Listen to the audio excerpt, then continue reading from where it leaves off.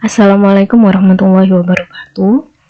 Hari ini kita melakukan pembelajaran secara off-air. Kita masuk ke pembahasan tentang hukum Newton bagian 2, yaitu tentang jenis-jenis gaya, penggambaran diagram-diagram gayanya, kemudian kita analisis penerapan hukum Newton dalam berbagai macam dinamika gerak benda.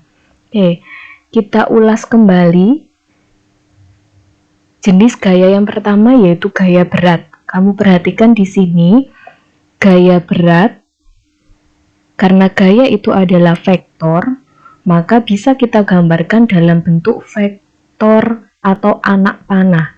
Gaya berat itu arahnya ke pusat bumi.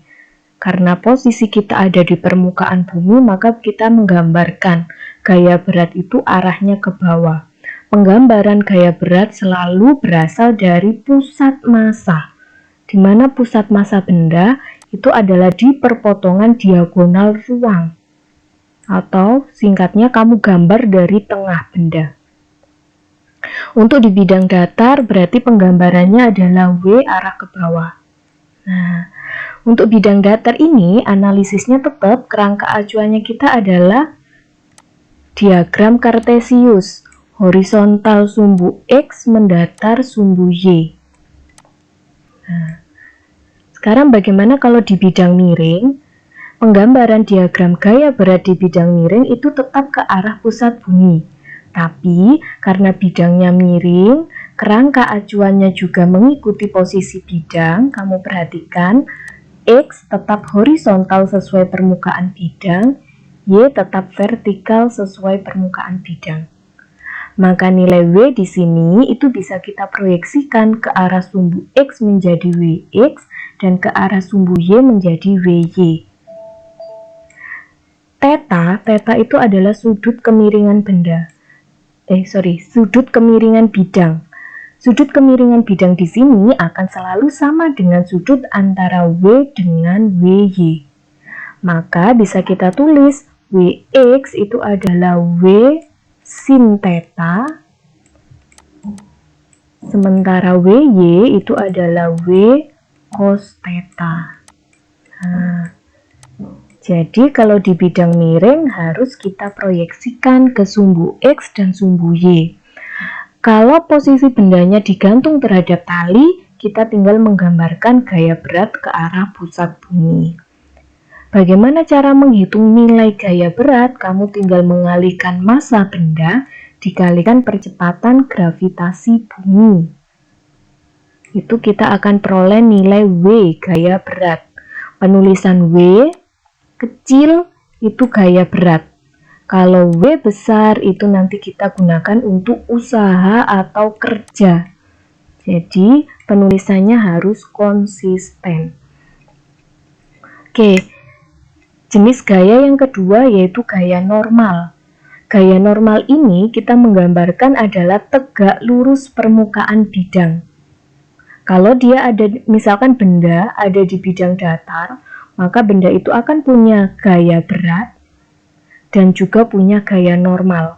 Gaya berat digambar dari pusat massa, gaya normal digambar dari kontak antara benda dengan bidang, tegak lurus bidang, arah ke atas. Kalau bidangnya adalah bidang datar. Sementara pada bidang miring, kamu perhatikan penggambaran W tetap kita proyeksikan ke sumbu X dan sumbu Y. Nah, gaya normal itu tetap tegak lurus dengan bidang N di sini. Nah, bagaimana nilai gaya normal? Gaya normal itu adalah gaya reaksi. Konsep kita di hukum 2 Newton, F aksi itu sama dengan F reaksi nilainya. Arahnya berlawanan. Kamu perhatikan arahnya untuk bidang datar N dengan W berlawanan. Karena N itu adalah gaya reaksi dari W.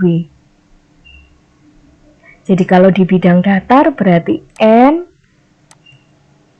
itu sama dengan W. Oke, nah sekarang bagaimana kalau di bidang miring? Kamu perhatikan di bidang miring, N yang arahnya berlawanan dengan N itu adalah WY. Maka untuk bidang miring, N itu akan sama dengan W disumbu Y. Atau tadi kita sudah menjabarkan, WY itu adalah W cos theta. Jadi nilai gaya normal di bidang datar dan bidang miring itu berbeda. Gaya normal itu tidak ada rumusan pasti karena dia adalah gaya reaksi. Jadi bergantung pada gaya aksi yang diberikan oleh benda. Oke, kita lanjut jenis gaya yang ketiga yaitu gaya tegangan tali. Kamu perhatikan di sini benda A karena dia punya massa, jelas dia punya gaya berat. Gaya berat ada, maka akan muncul gaya reaksi berupa gaya normal. Begitu juga dengan benda B dan benda C. Maka gunakan indeks. Benda A berarti NA, benda B NB, WB, WA, dan seterusnya. Nah, jenis gaya yang ketiga yaitu gaya tegangan tali. Kau perhatikan di sini benda A dengan B itu dihubungkan oleh seutas tali. Benda B dengan benda C juga dihubungkan dengan seutas tali. Maka dikatakan ada dua tali yang digunakan di situ. Tali 1, tali 2. Ada gaya aksi T1 arah ke kanan, maka akan muncul gaya reaksi T1 arah ke kiri. Begitu juga di tali kedua, ada T2 arah ke kanan, ada T2 arah ke kiri. Sementara F ini adalah gaya konservatif, berupa gaya tarik dari luar. Jadi ada gaya tarik terhadap benda C sehingga sistem ABC itu akan bergerak. Kemana arah geraknya? Ya menyesuaikan dengan arah gaya tariknya. Kalau dia ditarik ke kanan, otomatis sistem benda ABC akan bergerak ke kanan juga. Seperti itu. Jadi menggambarkan diagram gaya harus sesuai. Kemudian bagaimana kalau benda itu digantung pada tali seperti ini? Benda bermassa jelas punya W. Karena dia tidak menempel di bidang, maka tidak ada gaya normal di benda itu. Ingat, gaya normal itu adalah gaya kontak. Harus ada kontak antara benda dengan bidang. Kalau digantung berarti kan tidak ada kontak, maka tidak akan muncul yang namanya gaya normal. Nah, sementara ini di gambar ini ya, kamu perhatikan itu menggunakan 3 tali sebenarnya yang disimpul di sini. Makanya di sini disebutkan ada T1, T2, dan T3. Analisisnya bagaimana? Kalau semacam ini, kamu bisa menggunakan acuan koordinat kartesius itu di titik simpulnya. Nah, jadi T2 ini nanti akan kamu proyeksikan. Diproyeksikan menjadi T2X. Diproyeksikan menjadi T2Y. Nah, semacam itu. Analisisnya nanti menyesuaikan. Begitu juga dengan T3. T1 bagaimana? T1 ini sudah ada di sumbu Y, jadi tidak perlu diproyeksikan lagi.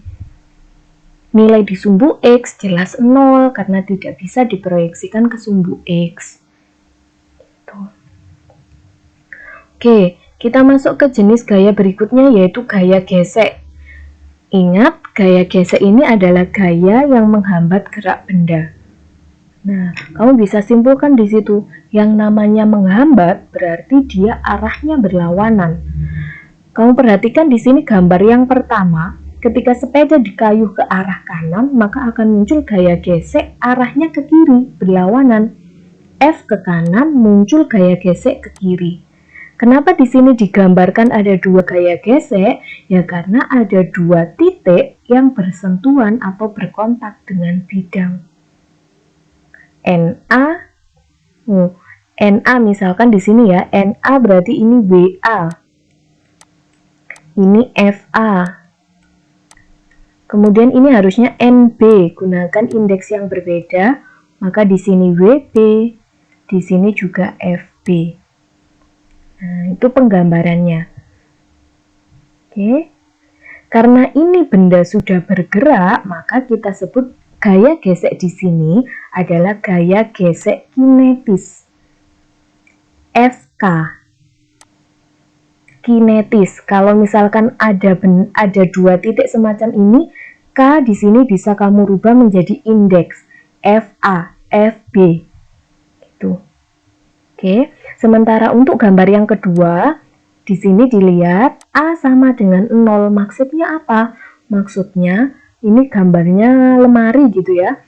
Maksudnya A sama dengan 0, lemari itu masih akan bergerak. Jadi dia belum bergerak, tapi tepat akan bergerak. Makanya disebutkan di sini F-nya adalah gaya gesek statis. Fs. Mu S. Mu ini adalah koefisien gesek. Koefisien gesek ini bergantung pada jenis bidangnya.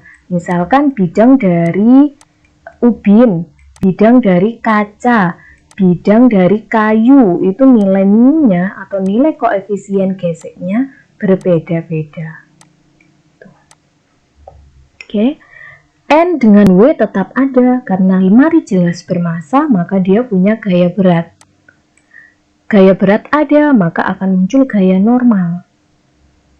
Nah, semacam itu. Oke.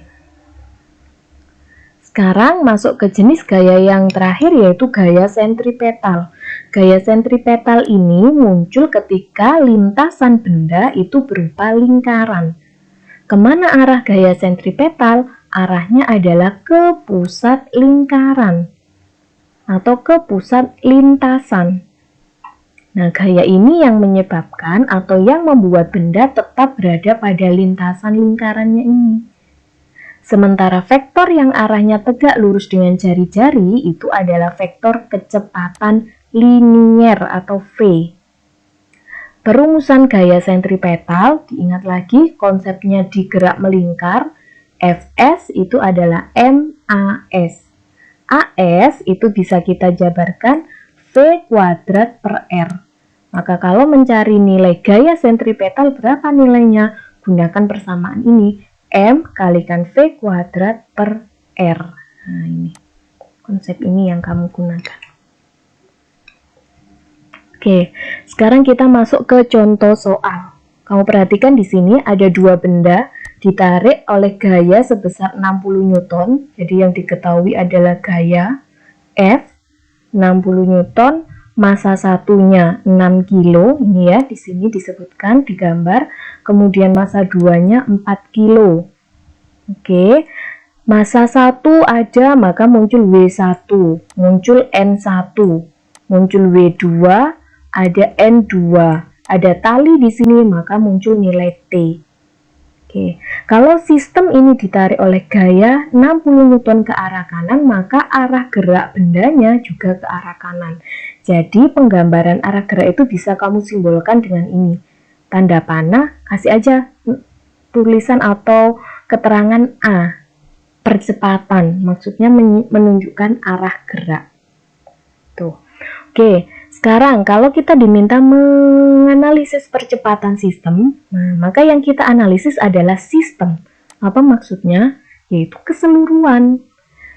Rumus hukum Newton yang kita gunakan, kamu gunakan tanda sigma karena dia keseluruhan. Sigma F sama dengan sigma M dikalikan A.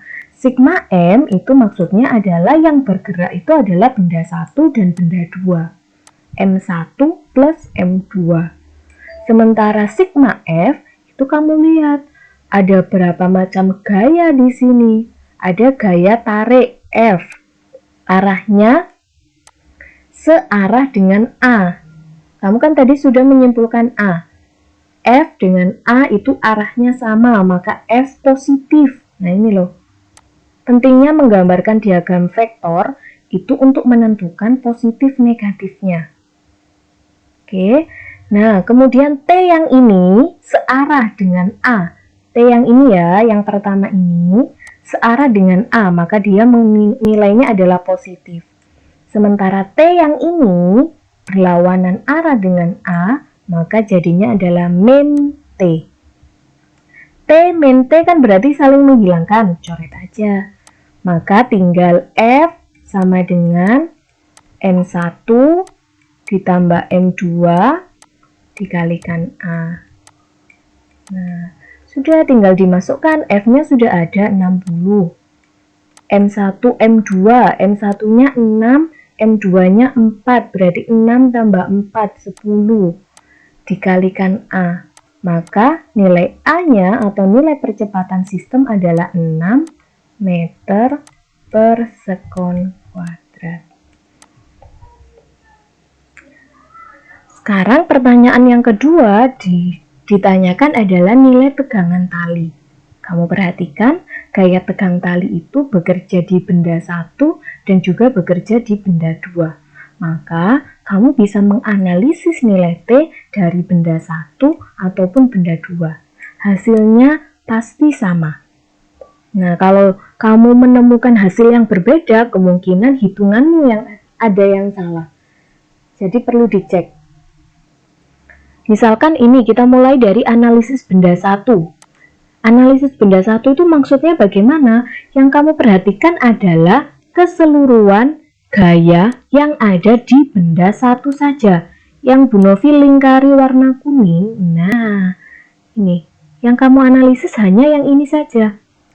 Ada gaya T, arahnya ke kanan, makanya dia di sini positif. Kemudian M-nya hanya M1, karena yang kita analisis adalah M1. Oke. Kemudian dikalikan dengan A. M1-nya 6, nilai A-nya 6. Maka gaya tegang talinya 36 Newton. Bagaimana kalau misalkan kita buktikan dengan analisis benda 2? Sigma F M2 dikalikan A, karena bendanya benda 2, maka yang digunakan adalah M2. Yang diperhatikan ya benda-benda atau gaya-gaya yang ada di M2. Di benda M2 itu ada gaya F, arahnya ke kanan, searah dengan A, maka F-nya positif. Ada T, arahnya ke kiri, berlawanan dengan arah A, maka dia negatif. Negatif T itu sama dengan M2 dikalikan A, M2-nya 4, A-nya 6, F-nya kita pindah ruas 60, maka T kita cari dulu, min T berarti 24 kurangi 60, itu min 36. Nah, maka T-nya juga ketemu nilai 36. Nah, sudah terbukti kan kalau kita menganalisis di benda 1 maupun benda 2 hasilnya sama. Oke, kita lanjut ke contoh berikutnya. Nah, ini kaitannya dengan gaya normal. Misalkan kamu baca soalnya, diketahui di sini kaleng kue masanya 2 kg. Oke. Kemudian gravitasinya atau percepatan gravitasinya 9,8. Kamu diminta menentukan berat. Berat itu kita gunakan rumus ini, massa kalikan gravitasi. Massanya 2, gravitasinya 9,8.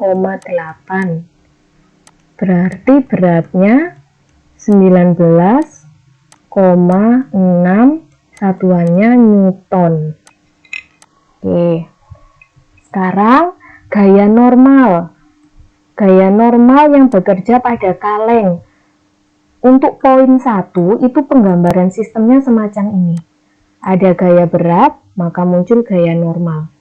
Kalengnya tidak bergerak, maka gunakan analisis hukum 1 Newton karena dia belum bergerak. Sigma F sama dengan 0. N arah ke atas, W arah ke bawah, maka di sini N-nya positif, W-nya negatif. Maka kalau kita pindah ruas, N-nya akan sama dengan W. N-nya sama dengan 19,6 Newton. Nah, kalau N di awal itu menunjukkan gaya normal, N di belakang itu menunjukkan satuan, yaitu Newton. Nah, sekarang yang kedua, kalau adik menekan kaleng ke bawah dengan gaya 10 Newton, nah di sini sudah ada clue ke bawah, menekan dengan gaya, maka bisa kita gambarkan ini, kita tambahkan F arah ke bawah. Maka di analisisnya N ke atas, W ke bawah, F ke bawah. N min W min F, maka nilai gaya normalnya sama dengan W plus F. W-nya tadi 19,6, F-nya 10, maka gaya normalnya 29,6 Newton. Nah, untuk poin yang C, adik mengangkat kaleng ke atas dengan gaya 10 Newton. Mengangkat kaleng ke atas, belum ada keterangan kalengnya sudah bergerak. Hanya masih diberikan gaya atau kalengnya tepat akan bergerak, maka analisisnya tepat menggunakan hukum 1 Newton. Sigma F sama dengan 0. N arah ke atas, W arah ke bawah, F arah ke atas. Maka N-nya akan sama dengan W min F. Nah, ini yang Bu Novi jelaskan tadi, nilai N itu bergantung pada kondisi sistem. Jadi nilai N itu berubah-ubah tergantung pada kondisinya. Untuk awal tidak diberikan gaya luar, maka N-nya sama dengan W. Ketika diberikan gaya ke atas atau ke bawah, maka nilai N-nya berubah. Oke, kita lanjut sekarang. Nah, yang ini. Ada sistem A, benda B dihubungkan dengan tali melalui katrol. Kemudian benda A ditarik oleh gaya F ke arah kiri. Diketahui koefisien gesek kinetik kalau A dengan meja itu 0,1, maka muncul yang namanya gaya gesek. F ke kanan, F ke kiri, maka arahnya jelas ke kiri. Kalau A tertarik ke arah kiri, maka B tertarik ke arah atas. Kan dia saling berkaitan, A dengan B. Oke, maka gaya gesek digambarkan ke arah kanan, berlawanan dengan arah gerak. Oke, kamu diminta menghitung berapa ini nilai gaya tariknya supaya sistem bergerak dengan percepatan 2 meter per sekon kuadrat. Oke, analisisnya karena asumsinya atau di soal sudah disebutkan sistem ini sudah bergerak, maka langsung jalan dari hukum kedua Newton. Sigma F sama dengan sigma M dikalikan A. Nah, sekarang tinggal analisis gaya apa saja yang ada di sistem. Ada F searah dengan A, maka positif. Ada T yang di sini berlawanan, berarti min. Kemudian ada FK berlawanan juga, maka min juga. Ada T yang ini searah dengan A, maka positif. W2 berlawanan dengan A, maka negatif. Sigma M karena ada dua benda, M1, M2 dikalikan dengan A. Ini T dengan ini saling menghilangkan, berarti bisa kita coret. Sekarang tinggal mencari ini, F min FK. FK-nya hitung dulu boleh. FK itu kan dapatnya dari persamaan ini. Mu-nya sudah ada 0,1. Nah, N1-nya dapat dari mana? Dilihat. N1 reaksi muncul dari W1. Nah, W1-nya berapa? N1-nya 30, maka W1-nya 300. Tuh. 0,1 kalikan 300 berarti 30 Newton. Masukkan di sini F min FK-nya 30 min W2-nya 200, M1 tambah M2 itu 50, A-nya diketahui di soal nilainya 2.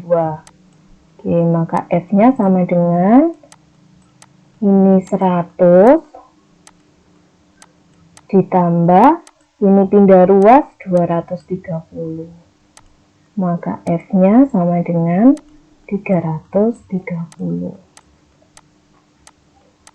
Nah, Newton, jangan lupa satuan. Seperti itu analisisnya. Oke, kita lanjut ke sini. Sekarang, analisis masalah-masalah di dinamika gerak. Misalkan gerak melingkar vertikal, maksudnya apa? Benda ini ya digambarkan oleh titik hitam ini diputar melingkar, tapi posisinya vertikal. Jadi ada posisi di puncak, ada posisi di dasar. Ini sama dengan sistemnya biang lala, bergeraknya melingkar vertikal. Nah, kalau misalkan benda ini dihubungkan dengan tali, kita bisa menghitung nilai tegangan tali di berbagai posisi itu ternyata berbeda. Misalkan kita analisis dulu di puncak lintasan. Di puncak lintasan gaya tegang tali arahnya ke pusat, gaya berat arahnya ke bawah atau ke pusat bumi. Yang menyebabkan benda ini tetap ada pada lintasan ada yang namanya gaya sentripetal. Jadi jalannya itu dari persamaan gaya sentripetal. Nah, gaya sentripetal ini kan gaya abstrak. Munculnya dari mana? Dari ini kamu lihat, gaya sentripetal arah ke pusat itu sama dengan T dan W. Maka Fs itu kita ganti T plus W. Maka kalau mau cari T tinggal pindah ruas W-nya.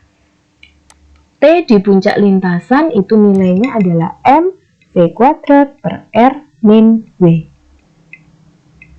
Nah, sekarang kalau misalkan di posisi yang berbeda, di dasar lintasan, Fs tetap ke arah pusat, T tetap ke arah pusat, W itu ke pusat bumi. Nah, maka Fs di sini T min W. T, W-nya pindah ruas. Nah, maka untuk di dasar lintasan, menghitung nilai tegangan tali itu mv kuadrat per F plus W. Nah, sekarang bagaimana kalau di tepi lintasan? Di tepi lintasan, Fs itu hanya sama dengan T. Maka nilai T-nya bisa langsung dicari dari mv kuadrat per R. Tuh. Oke, analisis yang kedua yaitu pada ayunan konis. Ayunan konis ini benda diputar melingkar tapi posisinya horizontal. Jadi lintasannya ini horizontal. Jadi dia dihubungkan dengan tali, diputar, melingkar, tapi horizontal. Nah, analisisnya, misalkan ini, posisi tali itu membentuk sudut θ terhadap posisi vertikal. Maka θ di sini, atau sudut θ di sini akan sama dengan sudut θ yang ini. Ini konsepnya adalah sudut dalam berseberangan. Tuh. Nah, T gaya tegang tali kan jelas muncul di talinya. Nah, karena T ini membentuk sudut, maka bisa kita proyeksikan ada TX dan TY. Kemudian ke arah pusat itu ada Fs. Nah, pokoknya kalau benda itu membentuk lintasan melingkar, analisisnya selalu dari gaya sentripetal. Nah, gaya sentripetal di sini itu kan sama dengan TX. TX mv kuadrat per R. Tx itu adalah T sin theta. Sekarang bagaimana kalau Ty? Kalau Tx kan kita menghitung dari ini ya, Tx sama dengan mv kuadrat per R. Sekarang kalau Ty, kamu lihat aksi reaksi.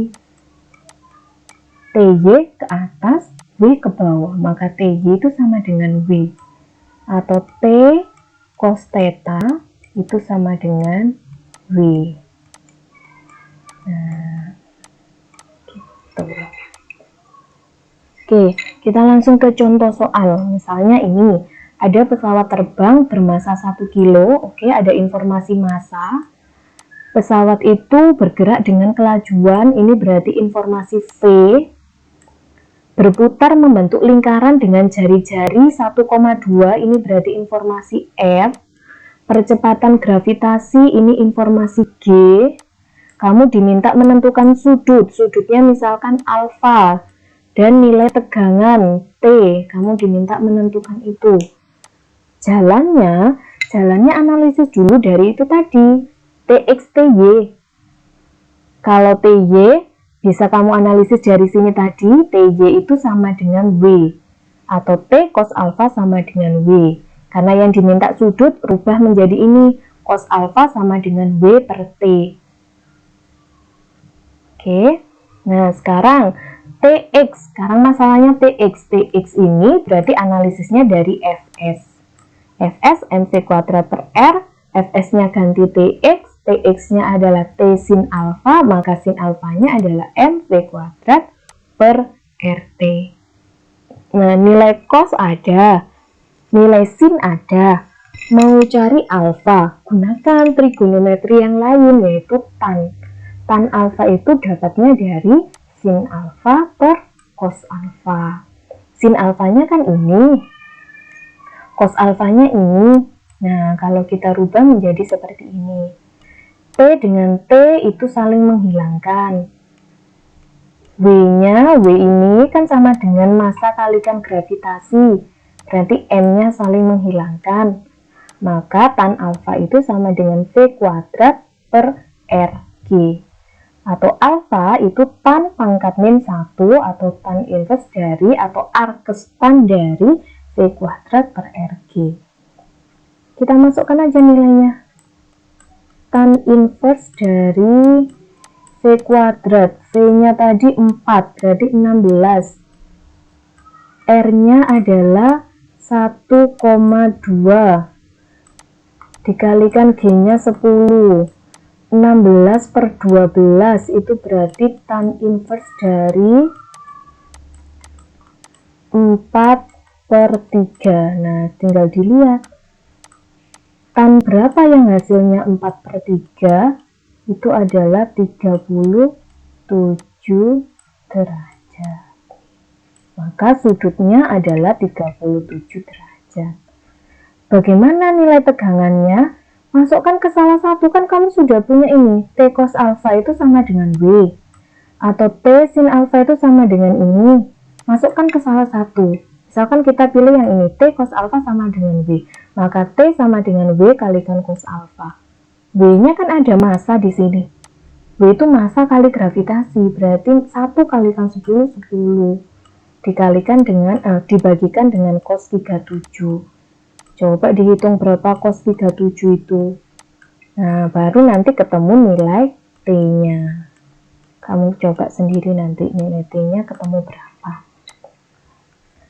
Bisa juga kamu masukkan ke persamaan yang kedua ini, ke T sin alfa, boleh. Hasilnya pasti sama. Oke, nah sekarang yang ini. Benda-benda yang posisinya ada pada bidang miring.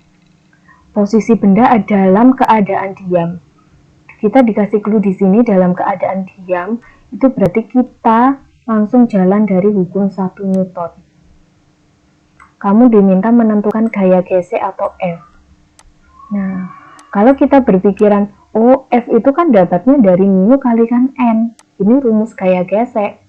Tapi kita tidak bisa menggunakan rumus ini di soal ini. Kenapa? Karena tidak ada informasi U ini loh. Koefisien geseknya belum ada di soal. Jadi tidak bisa langsung menggunakan rumus ini. Caranya bagaimana? Ya jalan dari hukum Newton. Sigma F sama dengan 0. Nah, kemudian bendanya diam. Bagaimana cara menentukan positif negatif? Atau apakah W itu positif atau T itu positif atau negatif, itu bagaimana caranya sementara bendanya diam? Cara yang bisa kamu lakukan yaitu dengan menggunakan asumsi. Asumsi itu adalah penjabaran atau kira-kira, perkiraanmu. Perkiraannya kalau benda ini sudah dalam posisi bergerak, arahnya kemana ya? Nah, itu asumsi. Misalkan kamu mengasumsikan A itu akan tertarik ke atas, B itu akan turun ke bawah. Nah, maka dari asumsimu ini kamu bisa menentukan, oke, berarti WAX-nya positif, F-nya negatif, T yang awal di sini yang kaitannya dengan A positif, T yang kaitannya dengan B negatif, WB positif. Ini awalnya jalan dari asumsi. Oke. WAX itu berarti WA sin 30 min F, T dengan T saling menghilangkan, WB itu MT kalikan G. Kita pindah ruas, maka dapat ini. Sudah, tinggal dimasukkan. WA itu 100 sin 30 setengah ditambah MB-nya. Oh sorry, ini sudah ada WB, berarti ini tak perlu kita jabarkan. Kita tetap WB aja, tinggal masukkan nilai sudah. Karena di situ ternyata yang diketahui adalah WB, gitu ya. Nah, WB-nya sudah ada 150. Maka 100 kalikan setengah tambah 150, didapatlah gaya geseknya adalah 200 Newton. Tuh. Oke. Kita masuk ke contoh soal yang ini. Benda dihubungkan dengan katrol, tapi posisi bidangnya mendatar sekarang. Ada informasi massa ABC sudah diinfokan. Kemudian ada koefisien gesek. Nah, berarti ada gaya gesek antara balok B dengan C. Maka digambarkan ini ada nilai FB ini. Ada informasi G. Kamu diminta menentukan percepatan sistem dan arah. Kamu juga diminta menentukan nilai tegangan tali. Oke. Sistem, berarti jalannya dari sistem. Benda sudah bergerak, maka gunakan hukum 2 Newton. Kemana arah geraknya? Gunakan asumsi. Misalkan kamu mengasumsikan, oke, berarti A-nya mungkin bergerak ke bawah. Maka kalau A bergerak ke bawah, B bergerak ke kiri, C bergerak ke atas. Ini asumsimu. Bisa juga kamu mengasumsikan C yang bergerak ke bawah. Boleh, tidak masalah. Kamu menggambarkan asumsi itu mempengaruhi ini ya, mempengaruhi arah gaya gesek. Kalau kamu mengasumsikan B bergerak ke kiri, maka gaya geseknya bergerak ke kanan. Tapi kalau kamu mengasumsikan B bergerak ke kanan, berarti gambarkan gaya geseknya bergerak ke kiri, karena kan selalu berlawanan. Oke, langsung jalan dari sini. Analisis dari benda 1. WA searah, T1 berlawanan. WA min T1. Sekarang yang ini, benda B. T1 searah, T2 berlawanan, FB berlawanan. T1 positif, FB negatif, T2 negatif. Benda C, T2 searah, WC berlawanan, maka T2 min WC. Sistem sigma M berarti total semuanya A, B, C. Oke. T1 hilang, T2 hilang, maka tinggal ini WA min FB min WC. Nah, WA berapa? Massa A-nya 4, G-nya 10, berarti WA-nya 40. FB-nya berapa? Bisa kamu hitung dari sini. Mu B kalikan NB, NB-nya sama dengan WB. Berarti mu B-nya tadi 0,3 kalikan dengan WB, masanya 2, G-nya 10, berarti 20. 0,3 kalikan 20 itu berarti 6 Newton. Masukkan di sini 6, WC-nya masanya 1, G-nya 10, berarti 10. MA tambah MB tambah MC, berarti itu 7 dikalikan A. 40 kurangi 6 kurangi 10 itu berarti 40 kurangi 6 itu 34, 34 kurangi 10 itu 24. 24 sama dengan 7A. Berarti nilai A itu sama dengan 24 per 7. Ini berarti mendekati 3, sekian meter per sekon kuadrat. Nah, kalau kamu sudah menemukan nilai A itu positif itu berarti asumsimu untuk gerak benda itu benar. Berarti berapa nilai percepatan sistem? 3, sekian. Kemana arahnya? Ya ini, asumsimu ini sudah benar. Kalau misalkan kamu mengasumsikan, kemudian kamu menghitung, kamu dapat nilai A itu negatif, maka balik asumsimu. Arah geraknya berarti berlawanan dengan asumsimu. Seperti itu. Oke. Sekarang kalau mau menghitung tegangan tali, bagaimana caranya? Kamu perhatikan, A dengan B itu dihubungkan dengan tali 1. B dengan C itu dihubungkan dengan tali 2. Maka ada nilai T1 dan ada nilai T2. Analisis dari masing-masing benda. T1 analisis dari benda A. T2 analisis dari benda C. Gunakan MA dan MC di sini. Kamu nanti akan ketemu nilai T1. Kamu buktikan dan nilai T2.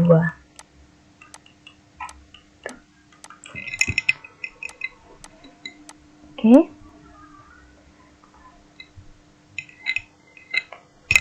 Analisis sistem yang berikutnya adalah kaitannya dengan gerak lift. Ketika posisi lift itu diam ya, berarti langsung analisisnya dari hukum 1 Newton. N ke atas, W ke bawah. N positif, W negatif. Ini, kalau benda itu diam, positif negatif itu kamu kembalikan lagi ke koordinat kartesius. Ke atas positif, ke bawah negatif. Tapi kalau benda itu sudah bergerak, baik ke atas maupun ke bawah, maka positif negatif itu dilihat dari arah ini, arah gerak. Searah dengan arah gerak berarti positif. Berlawanan dengan arah gerak berarti negatif. Oke. Nah, ini karena sudah bergerak, ya gunakan hukum 2 Newton. Maka nilai N-nya sekian.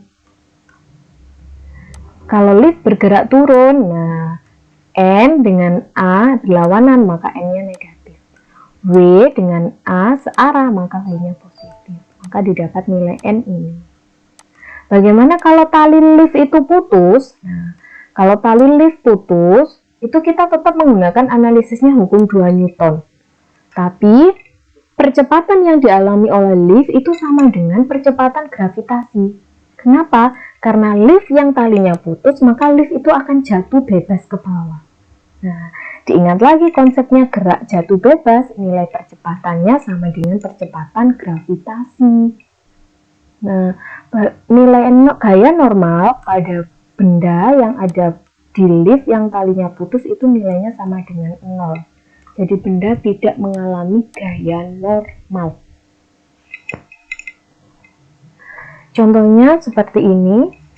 Seseorang atau Andi yang masanya 50 berada pada lift yang bergerak ke atas, ditunjukkan oleh ini. Dengan percepatan 2, kamu diminta menentukan gaya normal. Oke, berarti sudah tinggal jalan dari hukum 2 Newton. N-nya positif, W-nya negatif. M kalikan A. M-nya ada 50. A-nya nilainya 2. W-nya berapa? M kalikan G, 50 kalikan misalkan G-nya 10. Maka gaya normal yang dialami oleh Andi adalah 600 Newton. Oke. Yes. Itu tadi penjelasan tentang diagram gaya dan penggunaan diagram gaya itu untuk menganalisis sistem atau menganalisis gerak sistem. Jadi penting untuk kamu menggambarkan posisi vektor gaya dengan tepat. Penting juga kamu menggambarkan atau mengasumsikan kemana arah gerak benda. Karena itu pengaruh ke hitungan ke positif negatifnya persamaan. Tuh. Terakhir ya harus teliti menghitung. Rumus dasar yang kita gunakan ya intinya ya hukum Newton itu, hukum 1, 2, 3. Itu yang kita gunakan sebagai acuan, tapi penerapannya bergantung pada kondisi sistem. Oke. Kamu bisa coba contoh-contoh soal yang lain supaya pemahamanmu semakin baik di bab ini sebelum persiapan untuk ulangan harian. Oke. Terima kasih. Wassalamualaikum warahmatullahi wabarakatuh.